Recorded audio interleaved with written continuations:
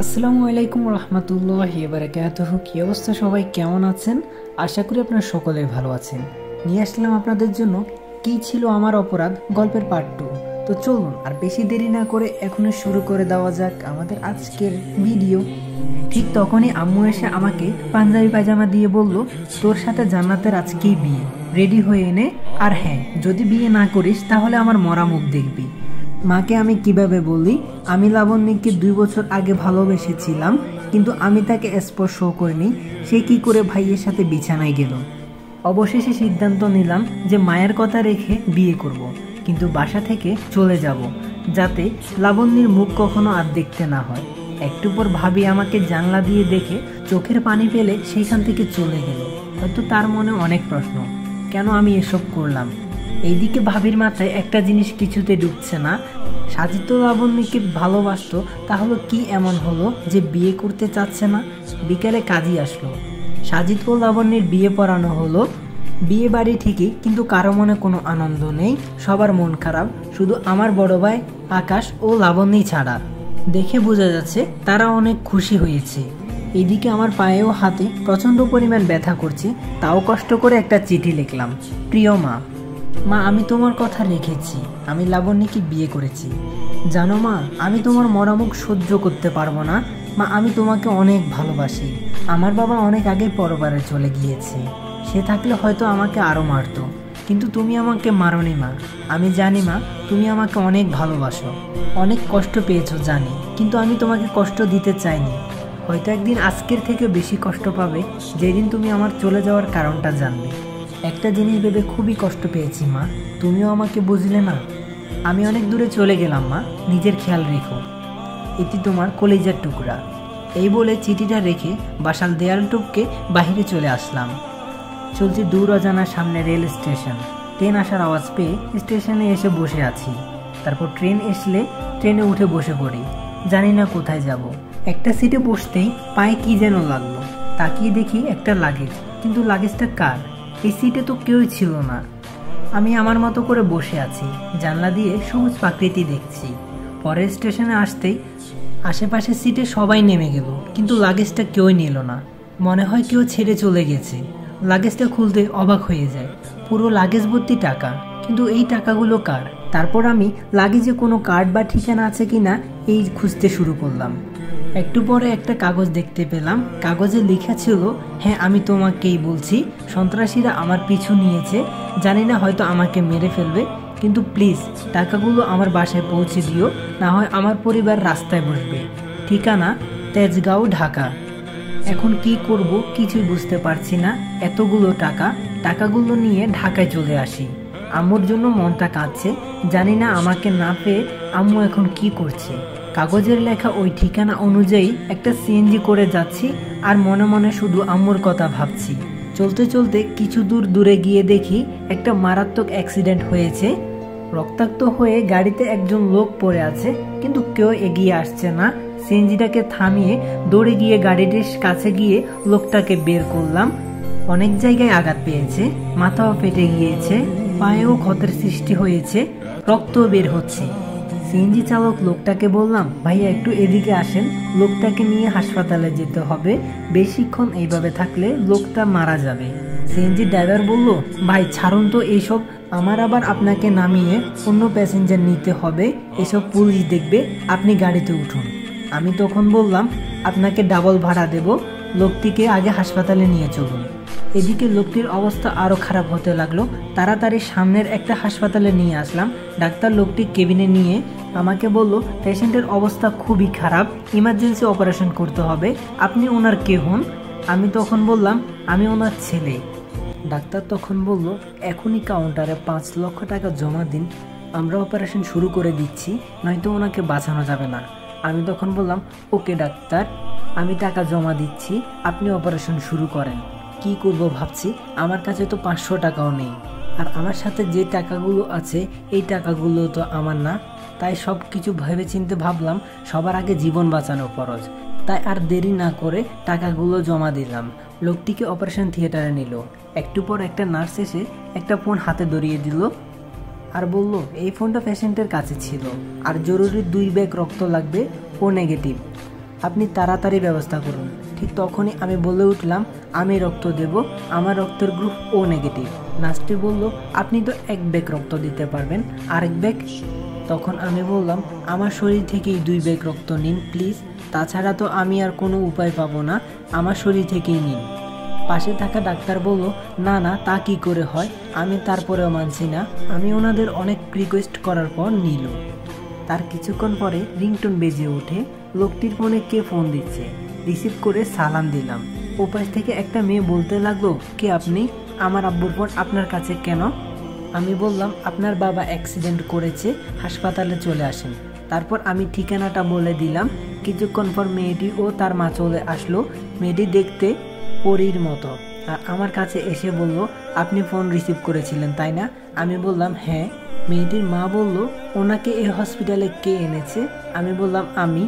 আমার কথা শুনে মেয়েটি বলতে লাগলো, এই ফালতু মার্কা হাসপাতালে ভর্তি করতে আপনাকে কে বলেছে? বলে গালে একটা থাপ্পড় লাগিয়ে দিল। এমন সময় নার্স বেরিয়ে আসে আর বলে, তাড়াতাড়ি এই মেডিসিনগুলো নিয়ে আসুন। তারপর আমি আন্টিকে বললাম, এই নেন আন্টি ফোন, ওই মেডিসিনগুলো তাড়াতাড়ি নিয়ে আসেন, আমি চলে যাই। মেয়েটি আবার বলে উঠল, ছোট লোকের বাচ্চা, ভাগ এখান থেকে, আম্মু কাগজটা আমাকে দাও, আমি নিয়ে আসছি। আমি মনে মনে ভাবতে লাগলাম, হাই রে মানুষ, ওনার বাবাকে বাঁচাতে আমি কি না করলাম, আর উনি আমার গায়ে হাত তুললো, অপমান করলো। আমার কপালটাই খারাপ হয়তো, তাই এমন কষ্ট পাই। তারপর বাইরে চলে আসলাম। বাইরে এসে কাগজের ঠিকানা অনুযায়ী সিএনজিতে উঠলাম। ঠিকানা অনুযায়ী তেজগাঁয়ে এসে নামলাম। একটা লোককে জিজ্ঞেস করলাম, ভাইয়া এই ঠিকানাটা একটু দেখিয়ে দিবেন? লোকটি বলল, সামনে গিয়ে ডানে যাবেন, আশেপাশে খুঁজে দেখবেন, পেয়ে যাবেন। তারপর আমি চলে গেলাম। অবশেষে বাসা খুঁজে পেলাম, কিন্তু এটা কি বাসা নাকি রাজপ্রাসাদ? অনেক সুন্দর, ফুল গাছও লাগানো। বাসার সামনে গিয়ে দেখি দারোয়ান। দারোয়ানকে বললাম, ভাইয়া এই ঠিকানা কি এই বাড়ির? দারোয়ান বলল, হ্যাঁ, আপনি কে?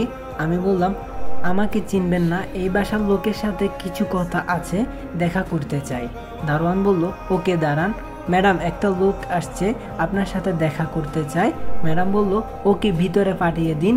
আমি ভিতরে গিয়ে বললাম, আসসালামু আলাইকুম, এই টাকাগুলো মনে হয় আপনার স্বামীর, এই চিরকুটটা পড়ুন। তারপর আমি পকেটে হাত দিয়ে দেখি, খুঁজে পাচ্ছি না, মনে হয় হারিয়ে ফেলেছি। আমি মনে মনে বলছি, কই গেল, পকেটেই তো ছিল। আন্টি বলল, কি হলো, কি বিড়বিড় করছো, আর কিসের টাকা, কই দেখি। আমি বললাম, লাগেজের চেনটা খুলুন, দেখুন। আন্টি বলল, ইমির বাবাই তো এই টাকাগুলো নিয়ে আসার কথা, উনি কই? আমি বললাম, আমি তো জানি না। আমি কিছু বলার আগে আন্টি বলে উঠল, আমার সাথে কথা বলতে না দিয়ে আমার স্বামীকে খুন করিসনি তো?